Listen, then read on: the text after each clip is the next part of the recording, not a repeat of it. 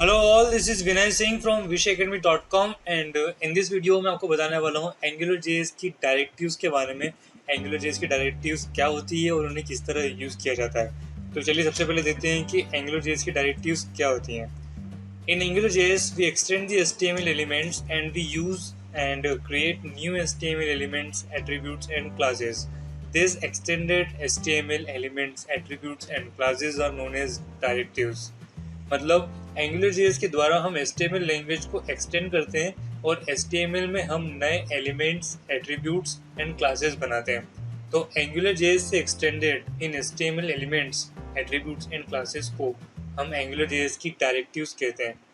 Angular JS में directive जो होती हैं वो दो तरह की होती हैं। एक होती है built in directive, another is custom directive. So इस वीडियो में हम देखने वाले हैं बिल्ट इन डायरेक्टिव्स। तो चलिए उस पर कॉन्सेंट्रेट करते हैं। Built-in directives are special attributes start with ng-prefix. Built-in directives जो होती हैं वो एक स्पेशल टाइप की HTML एट्रीब्यूट्स होती हैं जिनमें ng-prefix लगा होता है। मतलब ng-prefix से आप पहचान सकते हैं कि ये एंगुलर जेएस की डायरेक्टिव्स हैं। तो चलिए देखते हैं बिल्ट-इन डायरेक्टिव्स। पहली डायरेक्टिव है ng-app। This directive start an angular JS application. ng-app directive जो होती है वो आपकी एंगुलर जेएस एप्लीकेशन को स्टार्ट करती है या इनिशियलाइज करती है। चलिए प्रैक्टिकली देखते हैं किस तरह से। आपको यहाँ पर HTML पेज दिखाई दे रहा है जिसमें मैंने कुछ divs इंसर्ट किए हैं, इंक्लूडिंग नेस्टेड divs, एंड इनमें कुछ कंटेंट नहीं है, कुछ कमेंट्स जरूर इंसर्ट किए मैंने यहाँ पर। ओके, सो ng-app डायरेक्टिव को आपको किस तरह डिफाइन करना होता है। ng-app डायरेक्टिव को आपको किसी div में एज ए एट्रीब्यूट डिफाइन करना होता है, जैसे कि यहाँ पर ng-app equal to double quotation. ठीक है, इसका मतलब होता है angular application and double quotation में आपको यहाँ पर नेम ऑफ द ऐप देना होता है, मतलब नेम ऑफ द एप्लीकेशन। लेकिन तब जब आप कोई मॉड्यूल क्रिएट करते हैं। मॉड्यूल क्या होता है ये देखेंगे हम आगे के वीडियो में, एंड तभी हम इसका नेम भी देंगे।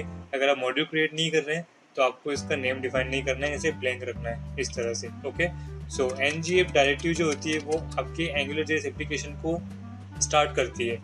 तो जब पेज लोड होगा तो एंगुलर जेएस चेक करेगा कि कौन से div में ng-app डायरेक्टिव डिफाइन हुई है।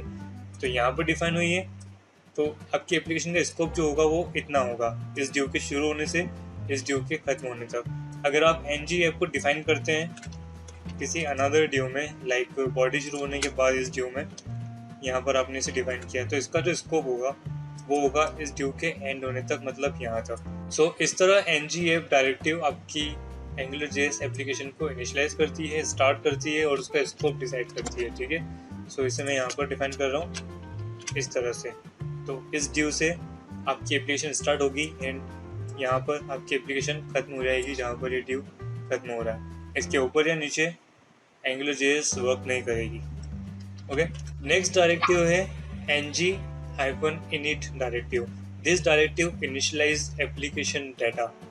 मतलब ng-init डायरेक्टिव एप्लीकेशन के डाटा को इनिशियलाइज करती है।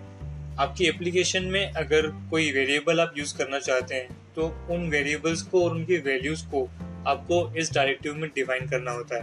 हम फिर से HTML पेज में यहाँ पर जहाँ पर आपने ng-app डायरेक्टिव डिफाइन की थी उसी के बाद आपको स्पेस देकर ng-init डिफाइन करनी होती है, then is equal to and double quotations. इन डबल कोटेशंस के अंदर आप वेरिएबल डिफाइन कर सकते हैं एंड उनकी वैल्यू डिक्लेयर कर सकते हैं। किस तरह से, जैसे आप देने वाले हैं कोई स्ट्रिंग वैल्यू किसी वेरिएबल की। सो फर्स्ट नेम वेरिएबल का नाम है इज इक्वल टू, फिर सिंगल कोटेशन में फर्स्ट नेम लिख रहा हूँ विनय। देन नेक्स्ट वेरिएबल आपको डिफाइन करना है तो आप यहाँ पर सेमीकोलन लगाएंगे। देन अगला वेरिएबल में ले रहा हूँ कॉस्ट, जिसकी एक न्यूमेरिक वैल्यू दे रहा हूँ 15। ठीक है, सो यहाँ पर न्यूमेरिक वैल्यू दिए इसलिए कोई कोटेशन नहीं आएगा, जबकि यहाँ पर विनय जो है एक स्ट्रिंग है इसलिए सिंगल कोटेशन में लिखा है।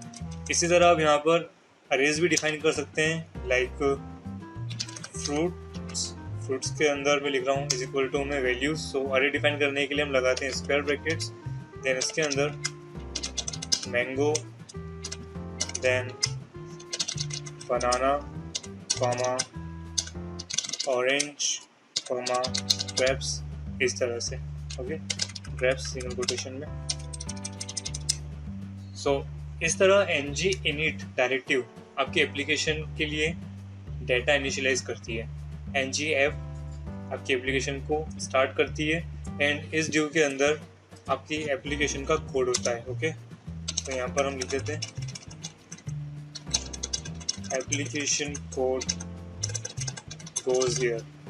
नेक्स्ट डायरेक्टिव है ng मॉडल। ng मॉडल जो होती है वो HTML कंट्रोल्स के लिए काम करती है। किस तरह, ये मैं आपको बताने वाला हूँ अगले वीडियो में।